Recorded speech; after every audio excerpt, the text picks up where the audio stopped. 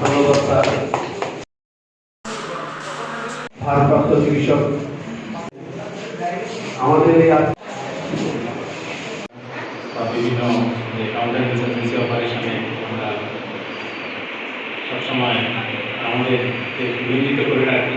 এছাড়াও আমাদের একটা সোশ্যাল সার্ভিসের মধ্যে একটা বড় যে পার্ট সেটা হলো ব্লাড ডোনেশন করা।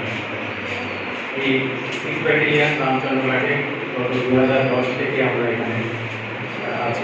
এই ব্যাটালিয়ান হেডকোয়ার্টার্স এখানে আছে এবং কয়েক জেলাতে বিভিন্ন প্রত্যন্ত অঞ্চলে আমরা ডিউটি করছি। এখন পর্যন্ত প্রায় ফর্মালি আমরা 35টা ব্লাড ডোনেশন ক্যাম্প করেছি। প্রায় 250 ইউনিটের মতো আমরা রক্তদান করেছি বিভিন্ন সময়। প্রতি বছর আমরা রক্তদান করে থাকি ব্লাড ব্যাংকের সহযোগিতায়। এছাড়াও সারা বছর আমাদের জওয়ানরা বিভিন্ন সময় আমাদের কাছে রিকোয়েস্ট আসে, কল আসে কোনো মনুষ্য রোগীকে রক্ত দেওয়ার জন্য বিশেষ গ্রুপে ফটো আমরা করে থাকি সবসময়। এই বছরও কয়েক জেলা যে ম্যাডামের পক্ষ থেকে একটা প্রোগ্রাম করা হয়েছে। ডিসেম্বর মাসে আমরা আবার রক্তদান করব। রক্তদানের মেইন যে বিষয়টা ডাক্তারবাবু অলরেডি বলেছেন, আমি সেই বিষয়ে টেকনিক্যাল বিষয়ে কিছু বলবো না, শুধু একটাই করবো যে আপনি যদি রক্ত দিতে চান তাহলে আমরা যেটা আমি অ্যাজ এ কমান্ডার আমি সবসময় আমার জওয়ানদেরকে যেটা বলবো সেটা হলো the best way to motivate people for donation is blood donation.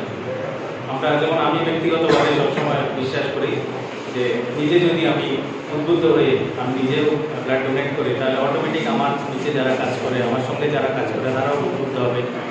এখানে যারা বিভিন্ন ক্লাবের প্রতিনিধিরা আছে তাদেরকেও আমি এটাই বলবো, আপনারা রক্তদানের উপকারিতা সম্পর্কে আমরা সবাই জানি, কিন্তু ডোনেট অনেক সময় আমরা করতে চাই না বিভিন্ন কারণে। আমরা চাইবো যে অ্যাজ এ লিডার প্রত্যেকেই আমরা যেন একটা এক্সাম্পল সেট করি যে আমি নিজেই রক্তদানের জন্য উদ্বুদ্ধ হই, যাতে আমাকে দেখে আরও 10 জন লোক উদ্বুদ্ধ হয় এবং রক্তদান করি। আমরা সবাই জানি রক্ত, এমন ডাক্তারবাবু অলরেডি বলেছেন, বিজ্ঞান অনেক উন্নত হয়েছে, মেডিকেল সায়েন্স অনেক উন্নতি করেছে, কিন্তু রক্ত এমন একটা জিনিস সেটা এখনও আমরা সিনথেটিক্যালি বা ল্যাবরেটরিতে তৈরি করতে পারিনি।